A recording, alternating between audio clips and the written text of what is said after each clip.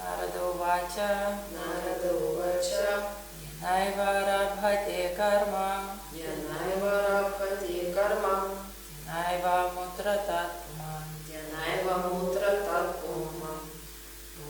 Bhuktiya vyavadhanena. Bhuktiya vyavadhanena. Lingena manasa svayam. Lingena manasa svayam. Narada Uvacha.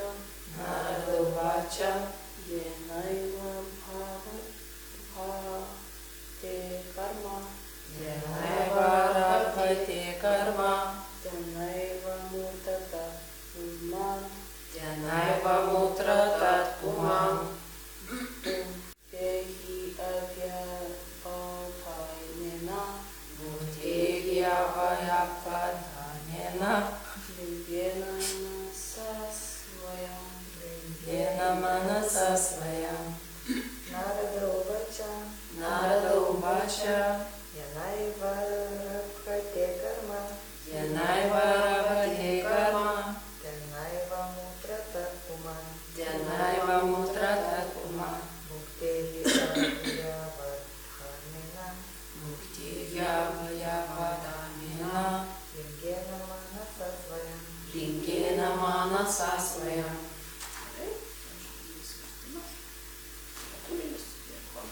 Шрила Прабхупада ки джай. Нарада Увача.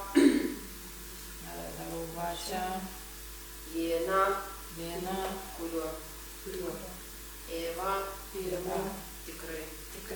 Arabate Rabhate. pradeda. Karma. Karma. Karminė veikla. Karminė veikla. Tena tuo kūnu. Tuo kūnu. Eva tikrai. Amutra Amutra. kitą gyvenimą. Gyvenimą. Tad Tad. tuo. Tuo. Uman Man. gyvoji esybė. Vaisybė. Punkte Punkte. mėgaujasi. Mėgaujasi. Hi Hi. kadangi. Kadangi. Avyavadhanena Vyavadhanena. be jokių pokyčių. Be jokių pokyčių. Lingena Lingena. subtiliajame kūne. Subtiliajame kūne. Manasa Manasa. prote. Prote. Svajam Svajam. pati. Didis išminčius Narada kalbėjo toliau. Šį gyvenimą gyvoji esybė veikia per savo grubųjį fizinį kūną. Ji veikia skatinama subtilaus kūno, kurį sudaro protas, intelektas ir ego. Fiziniam kūnui mirus, subtilusis kūnas niekur neišnyksta. Jis ir toliau patiria skausmą bei džiaugsmą. Taigi, fizinio kūno mirtis iš esmės nieko nekeičia. Komentaras. Gyvoji esybė turi du kūnus – subtilų ir grubųjų. Malonumą ji patiria subtiliuoju kūnu, kurį sudaro protas, intelektas ir ego. Grubusis kūnas tai yra išorinis apvalkalas, kuriam skirtos vykdomosios funkcijos. Kai grubusis kūnas užgęsta, kitaip sakant, kai jį ištinka mirtis, jo branduolys, kurį sudaro protas, intelektas ir ego, niekur neišnyksta ir suformuoja kitą grubų kūną. Nors grubieji kūnai nuolat keičiasi, jų branduolys, subtilusis kūnas, kurį sudaro protas, intelektas ir ego, niekur neišnyksta.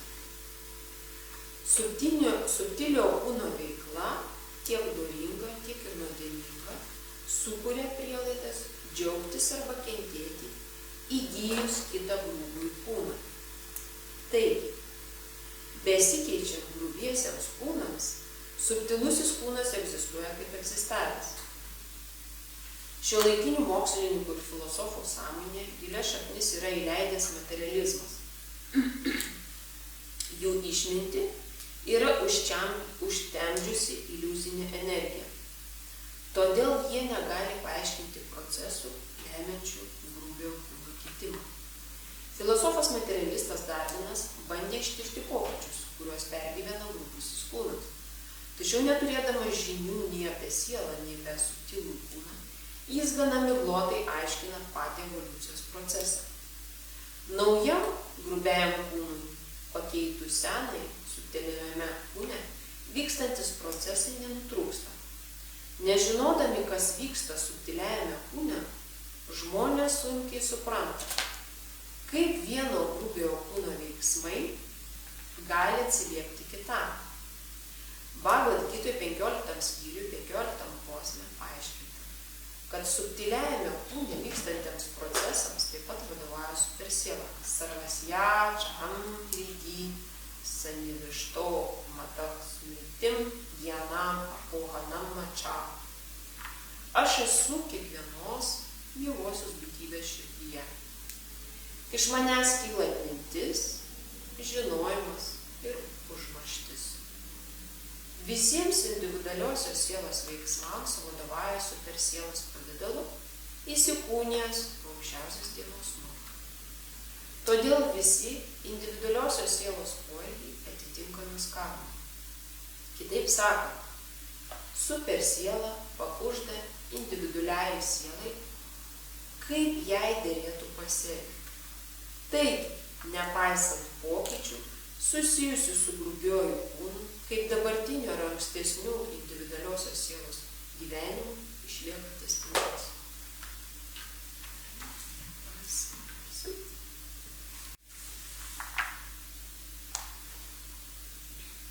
Om Agyana Timarandasya Yananjana Shalakaya Chakshurunmilitam Yane Tasmai Shri Gurave Namaha Shri Chaitanya Manobishtam Statitam Yena Bhutale Svayam Rupa Kadamagyam Dadati Svapadantikam Vandekam Shri Guru Shri Yutapada Kamalam Shri Guru Vaishnavam Cha Shri Rupam Sagrajatam Sahagana Raghunatvitam Tam Sajivam Sadvaitam Savadhutam Parijanat Sahitam Krishna Chaitanya Devam Shri Radha Krishna Padam Savagana Lalita Shri Vishakana Vishtamcha E Krishna Karuna Sinho Dina Balvojo Katpati Gopisha Gopika Kanta Radha Kanta Namastuti Tapta Panchagurangi Radhe Vrindavaneshvari Vrishaguni Sute Devi Pranamami Hari Priye Vanchakalpaturubhashya Kripa Sudure Vachapatitanam Pavanebhyo Vaishnavebhyo Namo Namaha Shri Krishna Chaitanya Prabhu Nityananda Shri Advaita Bhaktara Shri Vasadi Gaura Bhakta Vrinda Hare Krishna Krishna Krishna Hare Hare Hare Rama Rama Rama Hare Hare.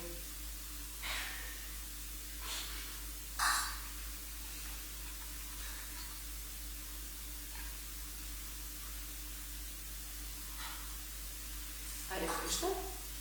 Dar paskaitysim vertimą. Aš gimiau tamsiausių neišmanėlių, bet mano dvasinis mokytojas pašvietė žinojimo žinių, atvėrė man akis. Su didžiausia pagarba jam lenkiuosi, o kadangi pagaliau Šrila Rupa Gosvamis Prabhupada šiame pasaulyje ėmėsis misijos patenkinti viešpaties Čaitanijos troškimą, suteiks man prieglobstį prie savo nuosasinio pėdų. Skaitysim. Klausimą.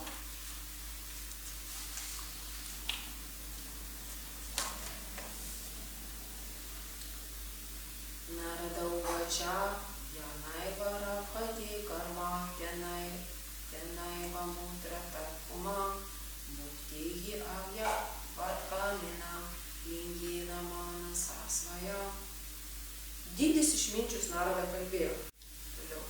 Šį gyvenimą gyvoji esybė veikia per savo grūdinį fizinį kūną. Jį veikia skatinamas subtilaus kūno, kurį sudaro protas, intelektas ir ego. Fiziniam kūnui mirus, subtilusis kūnas niekur neišnyksta. Jis ir toliau patiria skausmą kaip džiaugsmą. Taigi fizinio kūno mirtis iš esmės nieko nekeičia. Ką, čia vyksta dialogas tarp išminčiaus Narados Munio ir karaliaus Pračinabarti, kuris turėjo daugybę sūnų. Pračia tai yra įžymus personažas. Ir Narada jis atkeliavo pas šį karalių, kuris buvo dorybingas. Ir pas šį karalių buvo viskas gerai. Ir karalystė gera, šeima gera, viskas kuo puikiausiai. Tačiau Narada apsireiškė ir jis pradėjo jam kažką tai kalbėti. Ir išaiškėjo priežastis, kodėl vis dėlto Narada atėjo. Ir kad karalius yra antiek dėmesingas ir jis yra antiek atsidavęs vedų pasiekėjas, kad net baugu darosi. Nes jis atlikdavo daugybę įvairiausių vedinių ritualų, bet tam, kad pagerinti savo karmą. Ir viską jisai darė tiesiog tobulai. Tai kam tada išminčiui kyla klausimas, tai kam tada Narada Muniui reikėjo atkeliauti pas tokį karalių, pas kurį viskas kuo puikiausiai sekasi ir viskas yra gerai. Tačiau išaiškėjo gili priežastis ir va čia šitame posme atsiskleidžia labai daug įdomių aspektų. Iš tikrųjų, Narada Muniui nepatiko ta pozicija, kurioje yra karalius, jo lygmuo. Ne tai, kad pats teisumas, kad jis viską teisingai darė, bet Narada Munis norėjo, kad šis karalius pereitų į aukštesnį lygmenį. Kokį lygmenį? Aukštesnį tą levelį.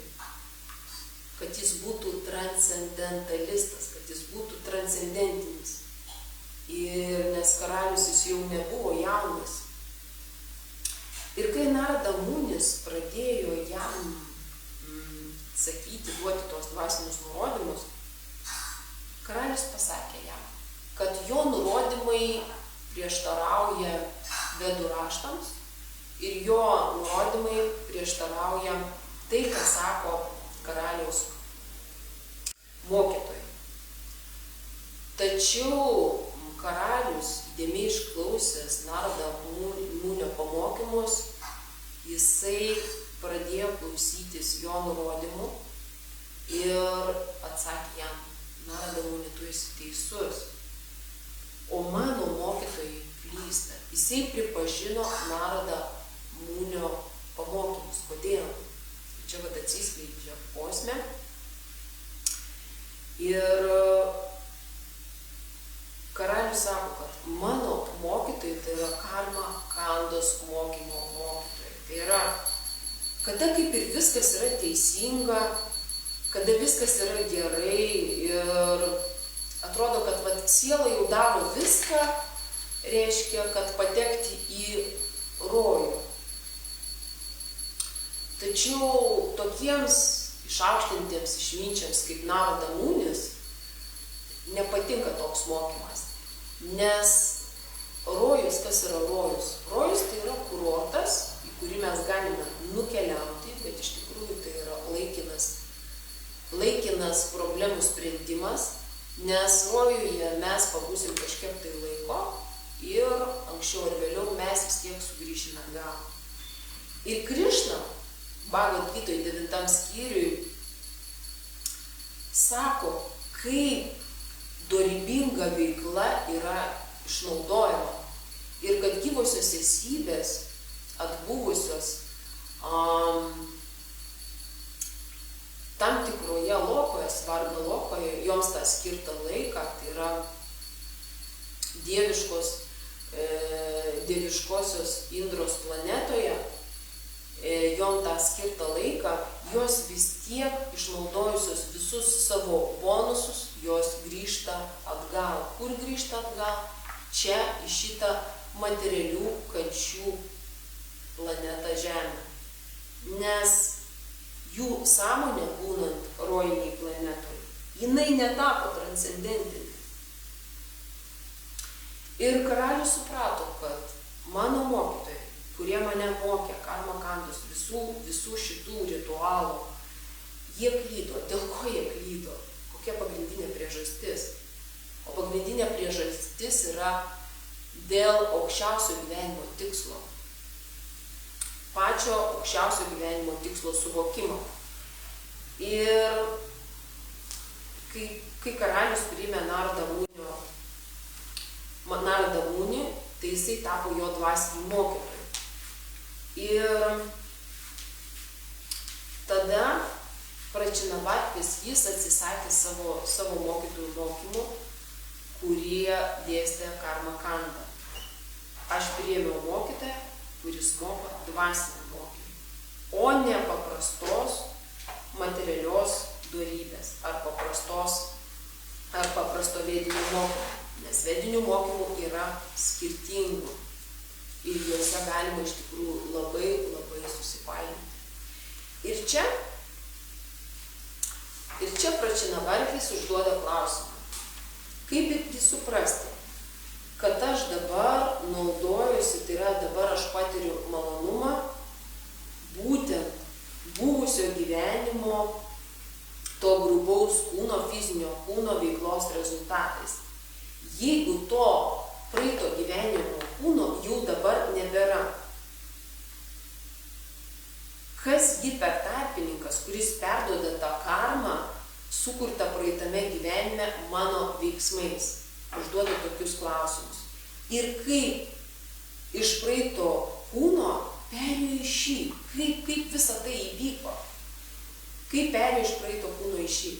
Ir todėl čia išminčius Narada Munis paaiškina, kad dabartinis tavo kūnas, jis yra, tu dabar pergyveni. Tai yra, tu patiri džiaugsmą arba patiri skausmą. O tavo praeito kūno čia dabar nėra. Bet kaip dabar tas kūnas atsirado čia va dabar? Jis atsirado, kurio pamatas yra iš tikrųjų nematomas subtilus kūnas. Ir čia vat rašoma šiame posme, kas yra subtilus kūnas. Subtilų kūną sudaro protas, intelektas ir ego. Ir šis nematomas subtilus kūnas yra ta sąsaja tarp tavo praeito fizinio kūno ir šio dabartinio fizinio kūno. Ir subtilusis kūnas, kuriame yra siela, jinai neša mūsų karmos sėklas, kurios dabar šiame gyvenime, tos karmos sėklos, jos dygsta ir auga. Ir būtinai turi būti tarpininkas, kuris atlieka tą funkciją, padeda keliauti iš vieno kūno į kitą kūną. Ir Narada Munis šiame taip pat posme, kalbėdamas su karaliu, praneša, kad proto būsena, kurioje mes esame dabar, galima suprasti, ką veikia mūsų fizinis kūnas, kurio jau nebėra čia šiame gyvenime. Tai yra, pagal mūsų dabartinį esamą proto būseną, mes galim jį išanalizuoti, mūsų protą, galim suprasti ir mums ateis atsakymas, kuo mes užsiminėjome praeitą gyvenimą, būdami fiziniam kūne, kurio šiame gyvenime nėra.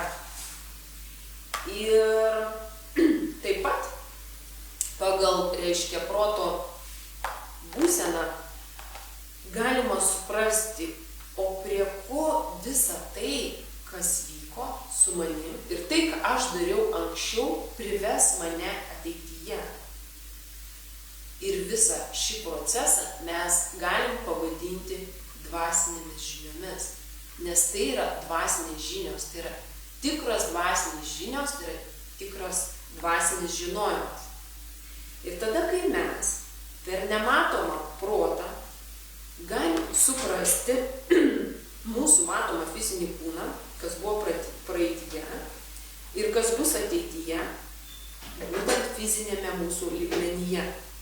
Nes būtent tas nematomas subtilus kūnas ir yra informacijos pernešėjas iš mūsų praeito gyvenimo, kurį atsinešėme mes su savimi.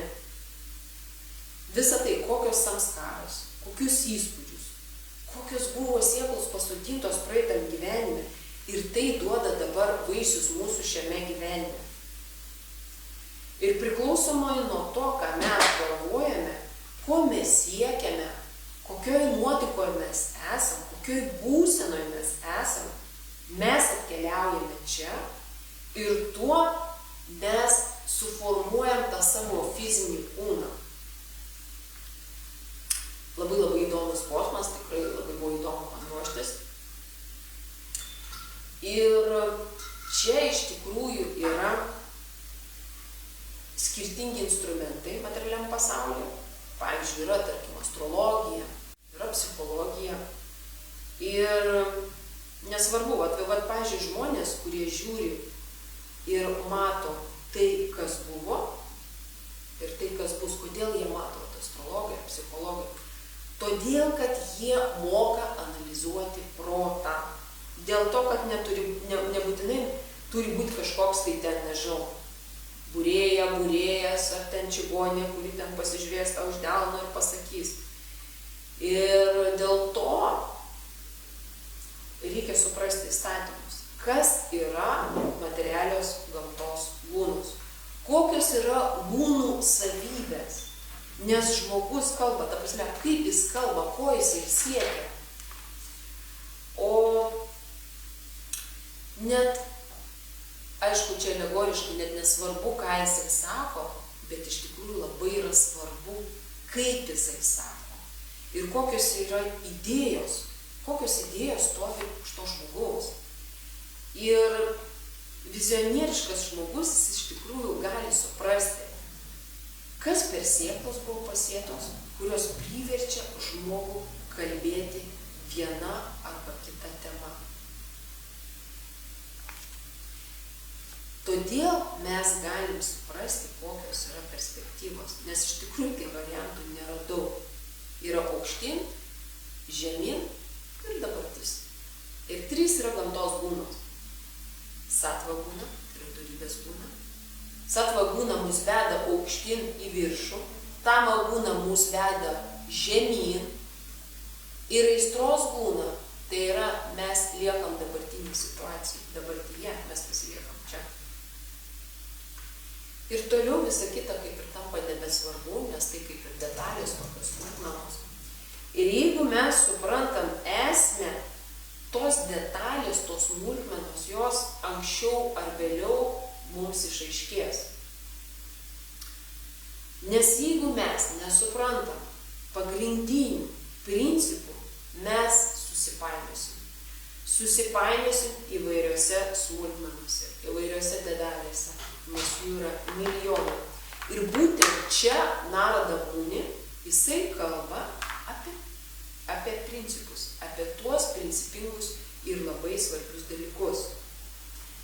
Reiškia, vėliau tie mūsų norai, kurie atkeliavo iš praeito gyvenimo, dabar jie realizuojasi. Ir jie anksčiau ir vėliau gali būti sunaikinti.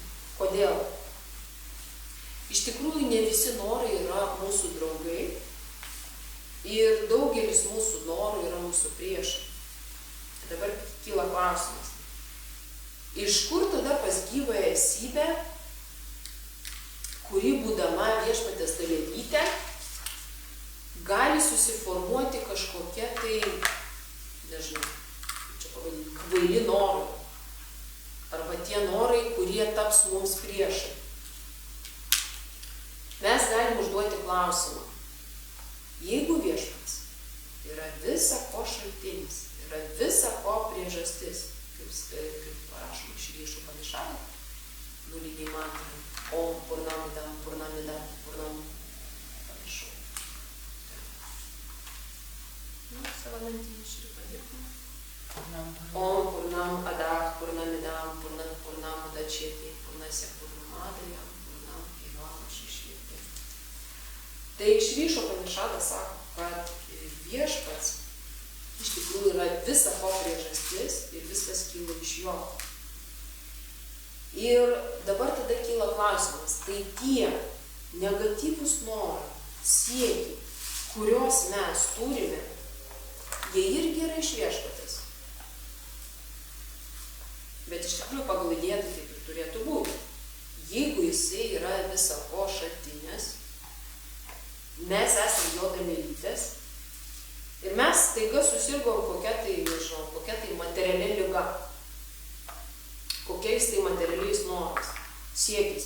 Ir iš kur visa tai ateina, jeigu to nėra viešpatyje. Ir čia tikrai labai įdomus šitas posmas. Nardas sako, nei viena mintis ir nei vienas noras negali tavo prote pralėkti, jeigu to nebuvo praeityje. Reiškia, nei viena mintis, nei vienas noras negali tavo prote pralėkti, jeigu to nebuvo praeityje. Tai yra toks jausmas, kad yra perduodami dalykai, kai kurie netgi ne kai kurie, dauguma dalykų perduodami iš mūsų praeities, iš to praeito kūno, praeito gyvenimo. Netgi gali paliesti pačią giliausią praeitį. Ir kas tada bus? Kokia yra vis dėlto, klausimas vėl kyla, kokia yra ta pradinė mūsų padėtis? O pradinė mūsų padėtis tai yra gyvenimas su viešpačiu. Mūsų pati pirminė padėtis. Mūsų buvimas ir gyvenimas su viešpačiu. Ir čia atsiranda toks labai įdomus, toks provokacinis klausimas. Jeigu viešpats yra visako šaltinis, o mes esame jo dalelytės, tai dalelytės jo, kuo gali užsikrėsti ir apsirgti? Kažkokiais tai negatyviais dalykais, norais, veiksmais, kuriuos atliks. Ir žiūrėkit, iš tikrųjų pasaulyje yra labai daug blogio, labai daug blogų dalykų. Jeigu pasaulis atsirado nuo viešpatės ir gyvosios esybės, irgi atsirado iš viešpatės, tai gaunasi taip, kad ir blogis atsirado iš viešpatės. Toks kyla klausimas. Ir dabar, kadangi Prabhupada savo komentaruose visur panaudoja alegorijas, tam, kad mes galėtumėm suprasti, nes alegorijos mums visada duoda atsakymus, čia irgi galima panaudoti analogiškai tam tikrą alegoriją. Yra saulė, iš jos sklinda šviesa. Bet be šviesos dar egzistuoja ir šešėlis. Saulė yra šviesos šaltinis. Bet dabar kyla klausimas, pasakykite, ar ant saulės yra šešėlis? Nėra. Kada šešėlis formuojasi? Šešėlis formuojasi tada, kai jos kelyje atsiranda, kai saulės šviesos kelyje atsiranda kažkas tai. Yra, reiškia, šviesa ir yra šešėlis. Ir mes sveikų protų suvokiam, kad ant saulės negali būti šešėlio. Bet mes žinom, kad šešėlis egzistuoja. Bet mes juk negalim apkaltinti saulės, kad egzistuoja šešėlis. Nes mes žinome, kad saulė skleidžia tik tai šviesą. Lygiai taip pat, kaip ir pats viešpats. Viešpats skleidžia tik tai šviesą. Iš tikrųjų, neišmanymo Dievas neskleidžia. Ir dabar viena iš mūsų pasireiškusių savybių, tai yra ta mūsų tokia maža nepriklausomybė ir mūsų pasirinkimo laisvė. Ir čia labai įdomus momentas. Ta mūsų maža nepriklausomybė ar pasirinkimo laisvė, jinai pasireiškia tuo, kad aš galiu stovėti veidu į saulę arba nugarą į saulę. Jeigu aš atsisuku veidą į saulę, aš tiesiog nematau jokio šešėlio. Nematau savo šešėlio. Bet jeigu aš pasisuku nugarą į saulę, tada iškart prieš save aš matau didžiulį šešėlį. Ar dėl to, kad ta saulė? Kyla klausimas. Ne. Ir dažnai mes sakom, kad fizinis kūnas atsiranda iš sielos tos sąmonės. Jeigu yra sielos sąmonė, tada aplink sąmonę išauga tas fizinis kūnas. Mes matome, kad šitas fizinis kūnas yra persmelktas sąmonė. Visas mūsų fizinis kūnas yra persmelktas sąmonė. Gerai, o dabar kaip mes galim žinoti, kad šitas kūnas yra persmelktas sąmonė? Todėl, kad mes jaučiam, ar mes jaučiam malonumą, ar mes jaučiame skausmą. Ėjot, užkliūvot, įsivarėt rakštą į pėdą. Ir kaip sąmonė atsirado jūsų pėdoje? Kodėl jūsų koja yra jautri? Todėl, kad sąmonė išeinanti iš sielos, jinai persmelkė visą jūsų kūną ir kai jūs įsivarėt rakštį, jūs pajutėt skausmą. Reiškia, sąmonė jinai persmelkė visą kūną. Todėl mes drąsiai galim teigti, kad kūnas kyla iš sąmonės. Tai reiškia, kad viskas, kas yra kūne, yra sąmonė. Kūnas jis yra jautrus ir sąmonė persmelkia tai. Bet mes žinome, kad kūne yra, pavyzdžiui, tokie, pavadinkim, ingredientai, įdomus ingredientai mūsų kūne, kuriuos sąmonė nepersmelkia. Pavyzdžiui, plaukai ir nagai. Pagalvokit. Labai įdomus dalykas. Jeigu jie, plaukas neturi jautrumo ir nagas neturi jautrumo, nes mes kai kerpam plaukus, kerpam nagus, nesgi nešaukia, kad man skauda.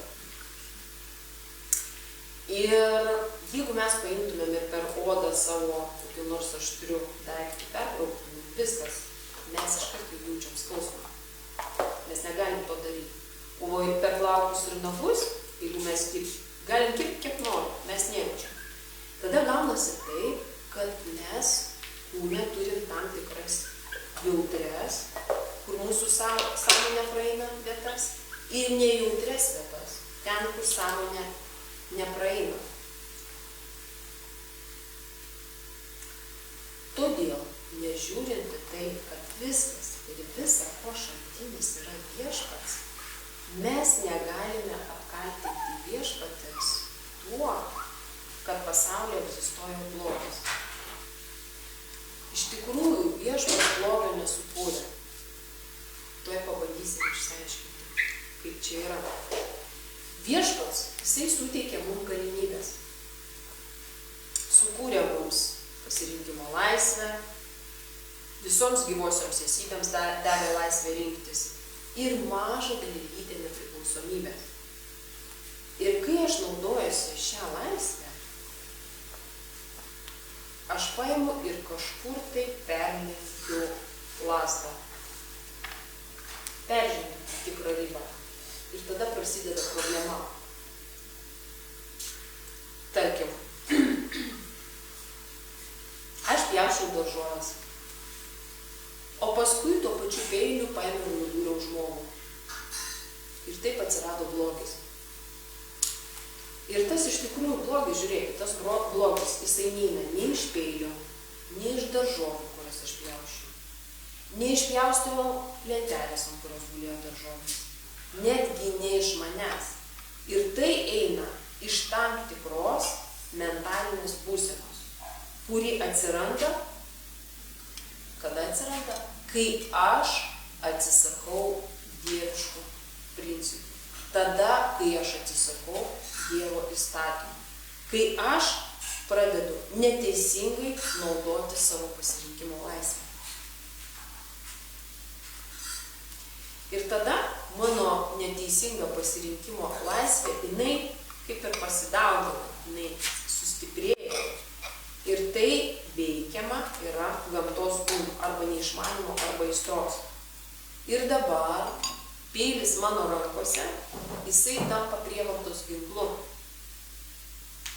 Jisai jau nebėra daržovių pjaustymo įrankis, o tai yra prievartos ginklas.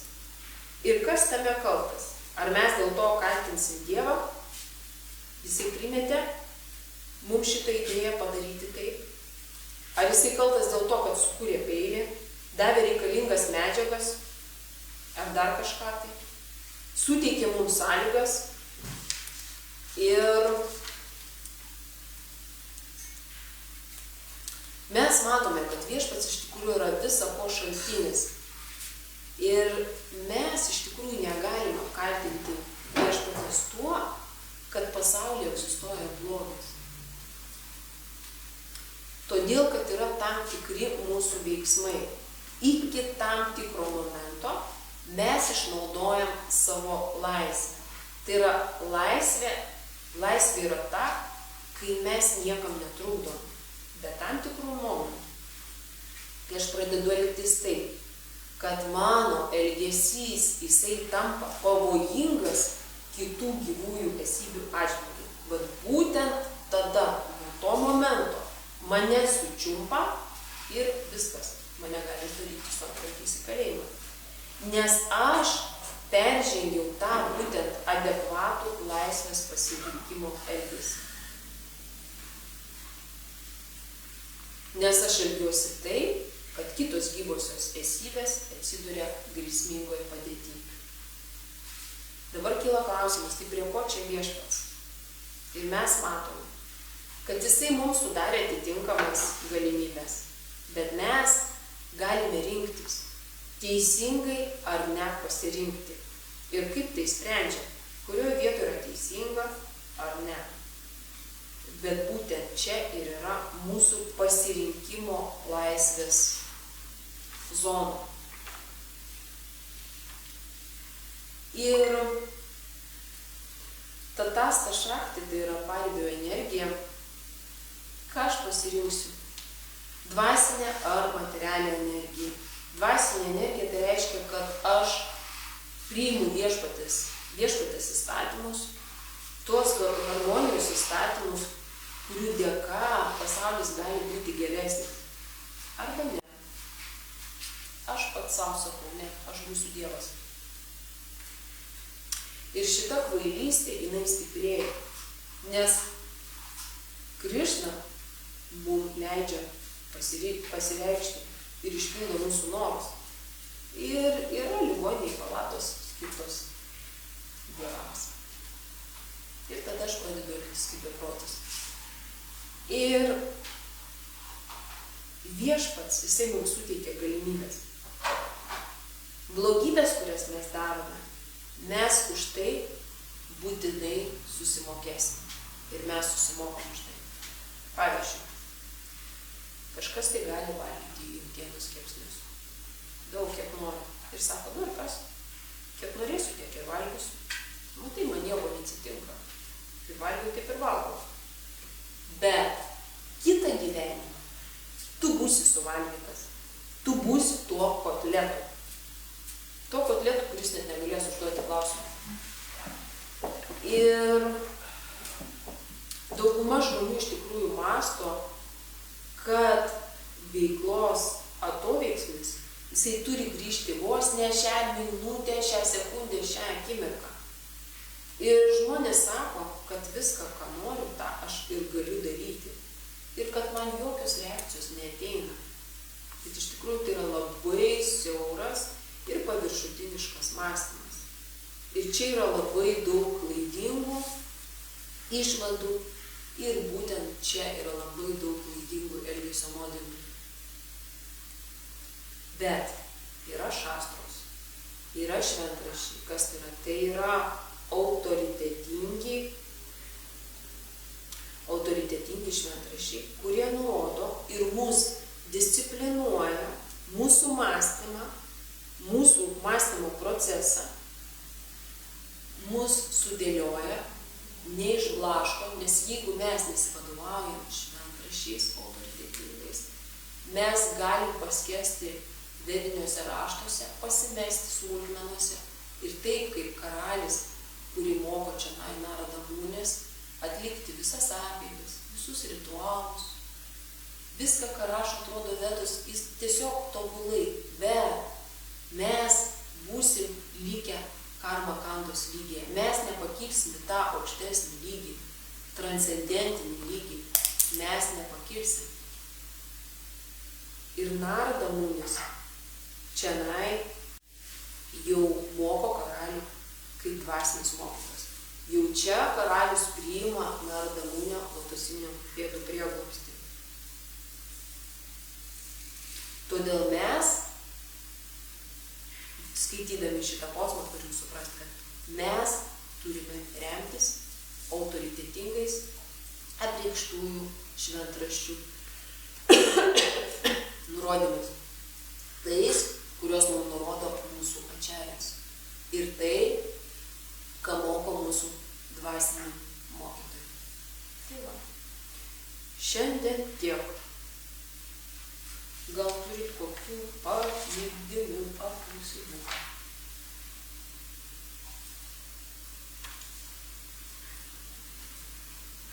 Jeigu mūsų pirminė kaip prigimtis buvo, kai mes gimėm, ar, kai atsiradom, ta prasme apskritai, kai egzistavom kažkur dvasiniam pasaulyje, kai mes pas mus iš kažkur vis tiek norai tada atsirado tie, kurie mums kenkia.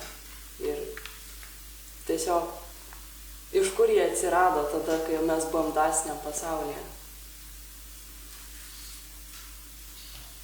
Kadangi mes turim labai daug savybių, mūsų ta pirminė prigimtis, jinai yra dvasinė ir mūsų daug yra savybių labai dvasinių. Pavyzdžiui, iš kur pas mus yra visą laiką tas noras, tarkim, kontroliuoti. Jis yra iš Krišnos, iš aukščiausiojo Dievo asmens. Ir tas noras, pavyzdžiui, jis yra transcendentinis. Ir kodėl sakau transcendentinis? Nes viskas, kas kyla iš Krišnos, yra transcendentinė. Bet mes turim suprasti, Šrišo Panišada būtent ir moko mus, kad mes turim suprasti, kas priklauso mums ir kas priklauso viešpačiui. Ir mes norim dažniausiai pasisavinti labai daug dalykų iš viešpaties. Netgi čianai atkeliavę į šitą planetą, mes viską savinamės. Mes pasigaminam peilį, pasigaminam mikrofoną ar dar kažką tai. Mes juk metalą paimam, jisai mums nepriklauso. Viskas, kas čia yra, priklauso viešpačiui. Dvasiniam pasauliu taip pat. Mes iš to didelio noro kontroliuoti ir būti ale dievais, mes atkeliavome čia. Vėl galim prieiti prie tos išvados, iš kur visą tai atsirado. Mums kyla pavydas. Iš to pavydo viešpačiui mes atėjome čionai.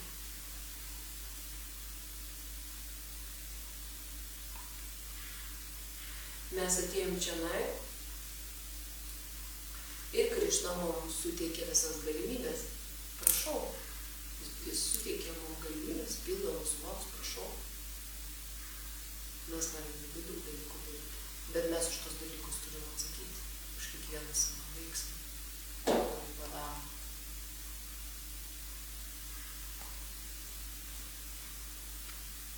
Nežinau, atsakiau. Dar gal kokių klausimų? Tai ir demonai atsirado iš Golokos Vrindavanų, kur kartu gyveno su Krišna, ar ten jie iš skirtingo eterio. Vis tiek yra demonai ir atsidevusiai, ar demonai yra tie paprastieji perniai. Matai, jeigu paimti planetų sistemą, tas yra apatinės planetų sistemos demoniškos, vidurinės planetos yra čia, kur mes dabar gyvenam, Žemės planeta. Yra rojinės planetos ir dar aukštesnės planetos yra dieviškos planetos. Tai netgi, kiek prisimenu iš paskaitų, kiek teko klausyti apie planetų sistemas, tai netgi demoniškos planetos jos yra suskirstytos į aukštesnės, vidurinės ir žemesnės. Ir ten yra irgi dar sistemos. Yra pagrindinė sistema ir dar posistemės. Tai jeigu taip smulkiai nagrinėti, tai manau, kad aš neatsakyčiau šitą klausimą. Negaliu atsakyti, nesakau.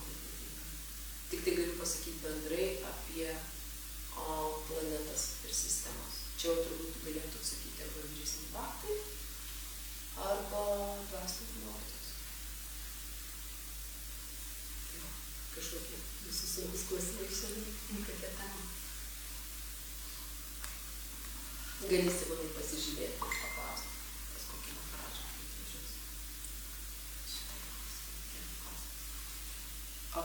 Taip, va, dar buvo išėjimo atbaka, va, tam 6 giesmės,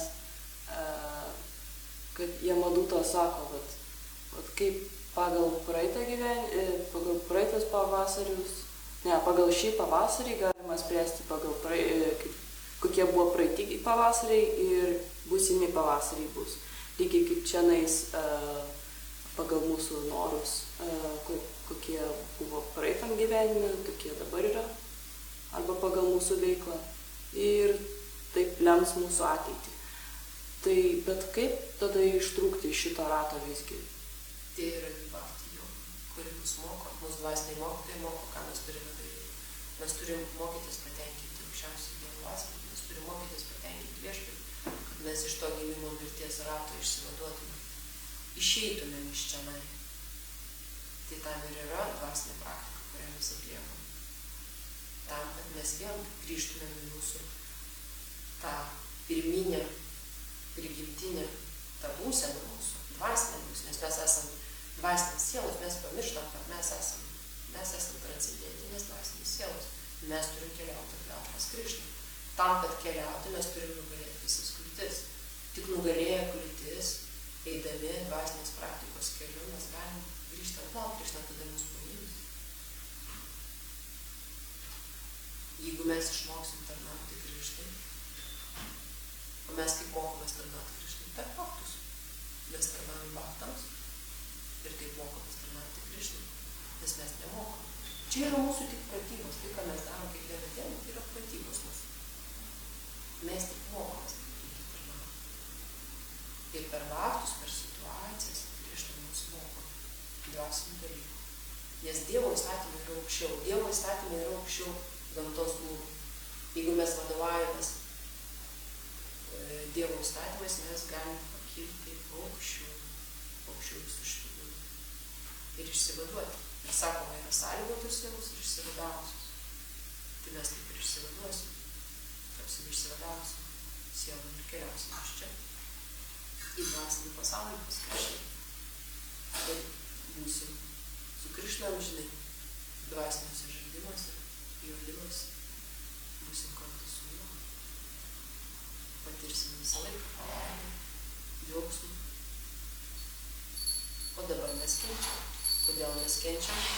Todėl, kad mes turim apsivalyti, nes be kančios mes negalim transformuoti savo sąmonės. Sąmonė negali perėti į aukštesnį lygmenį. Žydai gausų keičia. Sąmonė negali perėti į aukštesnį lygmenį be pamokų, be kančių, be suvokimų. Žiūrėkit, per kančias kaip mes išmokstam. Kai mes gyvenam šiltnamio sąlygomis, yra viskas gerai, nes nieko nesirūpė, man taip yra gerai. Už tai yra labai rizikinga patirti rojines planetas, nes ten yra šiltnamio sąlygos. Ten gauni viską, ko tu nori. Visi malonumai. Ir tavo sąmonė nesitransformuoja. Tu esi tam pačiam lygmenį ir viskas. Tu išnaudoji savo bonusus ir vėl grįžai čia į šitą žemę.